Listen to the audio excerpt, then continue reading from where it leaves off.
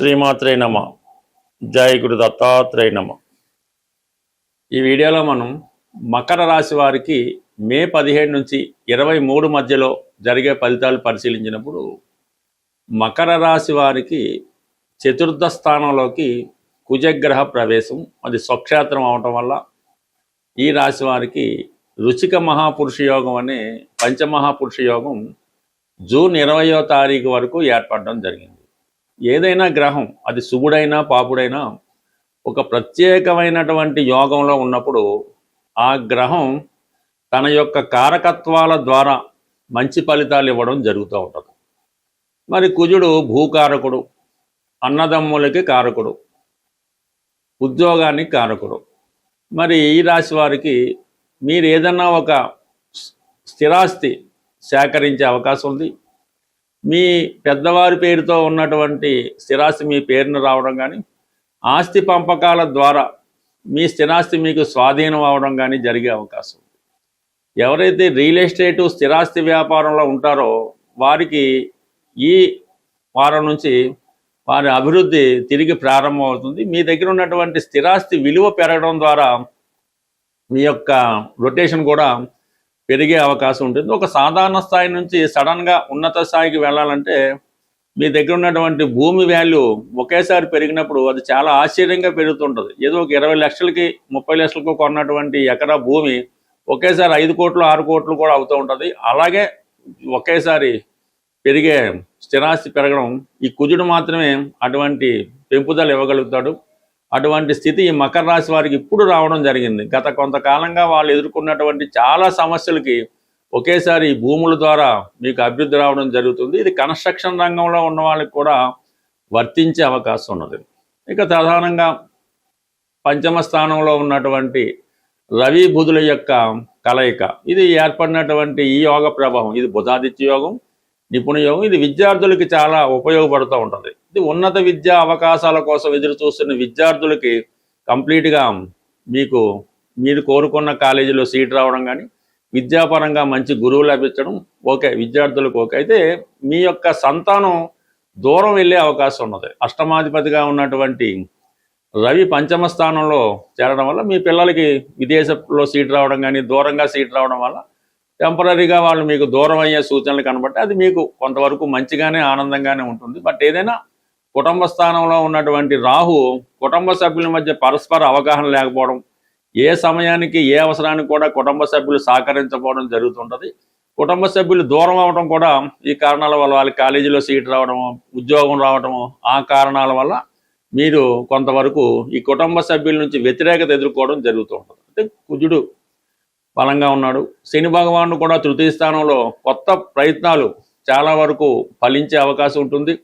ఏదైనా ఒక ఉద్యోగం ద్వారానో ఒక మిత్రుడి ద్వారానో కొంతవరకు మీకు సహకారం లభిస్తూ ఉంటుంది. అంటే శని ఎప్పుడైనా ఒక ఫలితాన్ని ఇచ్చినప్పుడు అది ఇమీడియట్గా కుజుడిచ్చినంత తొందరగా ఇవ్వడం, చాలా నిదానంగా ఆలస్యంగా చివరి నిమిషంలో ఇవ్వడం జరుగుతుంటుంది. కాబట్టి ఈ విధంగా మాత్రం కంప్లీట్గా మీకు ఒక ప్రయత్నం మాత్రం నెరవేరుతుంది. స్థిరాస్తి సంబంధించిన విషయాల్లో ఉన్నటువంటి సమస్యలు పరిష్కారం అవుతాయి. అయితే దగ్గర బంధువులతో కంప్లీట్గా విరోధాలు రావడం జరుగుతూ ఉంటుంది. 6వ స్థానంలో శుక్ర గురువుల యొక్క సంచారం ఈ స్థిరాస్తి పంపకాల విషయంలో అయితేనే, మిగతా విషయాల్లో అయితేనే దగ్గర బంధువులతో విభేదాలు చాలా ఎక్కువగా ఉంటాయి. ఏదో రకంగా స్త్రీలతో విరోధం అన్నది మీకు బాగా ఇబ్బంది కలిగించే అవకాశం ఉంది. కాబట్టి సాధ్యమైనంత వరకు బంధువులతో సామరస్య ధోరణిలోనే వెళ్ళడం మంచిది. అంటే ఎటు నుంచి ఎటు వచ్చినా మీదే తప్పుగా చిత్రీకరించడం జరుగుతుంది. కాబట్టి ఈ విషయంలో జాగ్రత్త పడడం మంచిది. జ్యోతిష శాస్త్ర ప్రకారం ఒకరి యొక్క జన్మ రాశిలో వారు పుట్టినప్పుడు ఉన్నటువంటి గ్రహస్థితిని అనుసరించి ఏ గ్రహం పుట్టినప్పుడు బలంగా ఉంటుందో జాతకుడు ఆ రంగంలో స్థిరపడడం, అభివృద్ధి చెందడం జరుగుతూ ఉంటుంది. ఉదాహరణకి సూర్య భగవానుడు బలంగా ఉంటే ప్రభుత్వ అధికారులుగా, రాజకీయ నాయకులుగా రాణించడం జరుగుతూ ఉంటుంది. అదే కుజుడు బలంగా ఉన్నప్పుడు మిలిటరీ, సైన్యం, పోలీసు, ధైర్య సాహసాలతో కూడుకున్న వృత్తుల్లో ఎక్కువగా స్థిరపడడం జరుగుతూ ఉంటుంది. అలాగే గురువు బలంగా ఉన్నప్పుడు విద్యా సంబంధించినవి, బ్యాంకింగ్ రంగాలు, ఫైనాన్సు, అలాగే పౌరోహిత్యం, ఆధ్యాత్మిక వృత్తులు, సాంప్రదాయ వృత్తుల్లో బాగా రాణించడం జరుగుతూ ఉంటుంది. అయితే మనకి ఏ గ్రహం బలహీనంగా ఉంటుందో ఆ కారకత్వాల్లో బలహీనం అవడం జరుగుతూ ఉంటుంది. సాధారణంగా ఒక వ్యక్తి, ఒక మనిషి, మగవాడు కావచ్చు, ప్రస్తుతం అమ్మాయిలు కూడా కావచ్చు, వారి జీవితంలో కుజుడు బలంగా ఉంటేనే వారి జీవితంలో వైవాహిక జీవితం బాగుంటుంది, ఉద్యోగం సమర్థవంతంగా నిర్వహిస్తాడు, అలాగే సంతానం విషయంలో అనుకున్న సమయానికి సంతానం కలుగుతారు, అలాగే వారి జీవితంలో పుత్ర సంతానం కలగాలన్నా, కంప్లీట్గా సొంత గృహం ఏర్పడాలన్నా, స్థిరాస్తి సంపాదించాలన్నా, చాలా షార్ట్ పీరియడ్లో ఉన్నత స్థాయి సాధించాలంటే కుజుని యొక్క బలం తప్పనిసరి.